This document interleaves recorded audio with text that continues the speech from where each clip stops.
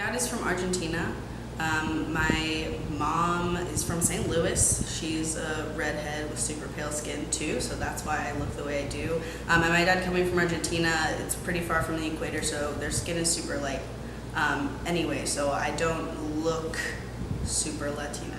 My last name is Crespi, and so a lot of people are like, oh, I know your dad. Somehow, I've heard that name. I swear I've heard that name.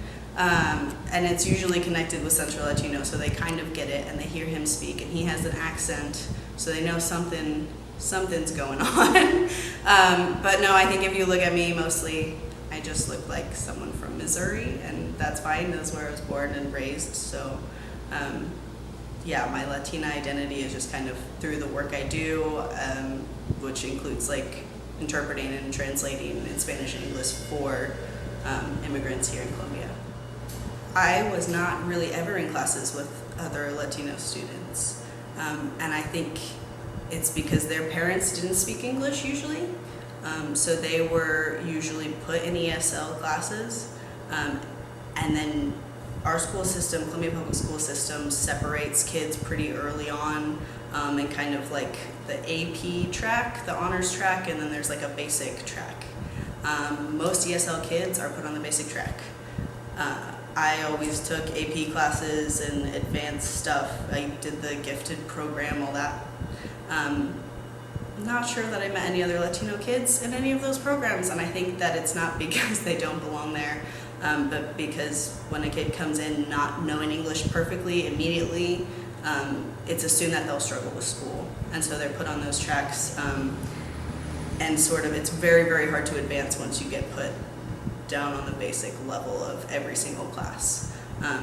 Even though most of our Latino students excel in math, because it's the universal language, whereas like I was terrible at math. It was the hardest thing ever, but English and reading I had a leg up because I already knew the language. But our kids learn really fast.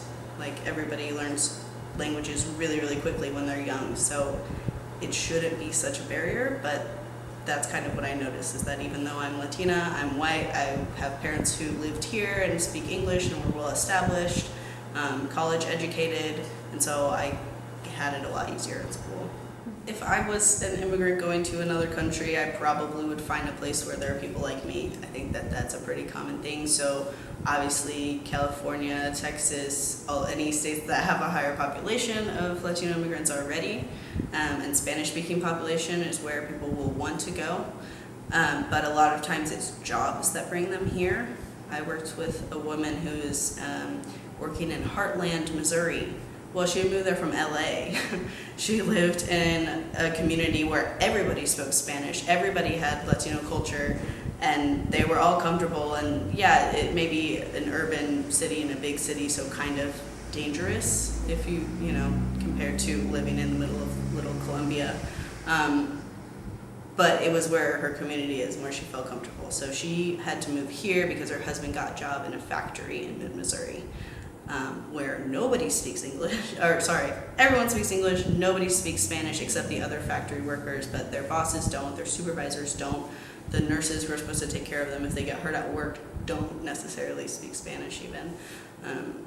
So I think that maybe people would want to move here if there was a bigger Latino population, but they have to move here because of jobs a lot of the time. Yeah, I would say that for us, it's great.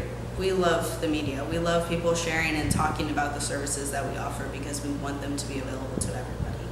And we want everybody to know what's happening here so they can get involved either to get services and benefit from our programs or to help out if they have an idea.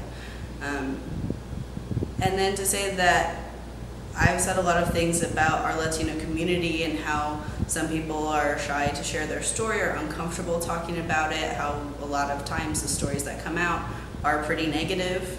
And I think that that's true, but I'm sure that there are a lot of exceptions. And I'm sure that there are people who would, in the right circumstances, feel comfortable opening up, especially if they have had a success story or they've come here and they feel established and feel comfortable.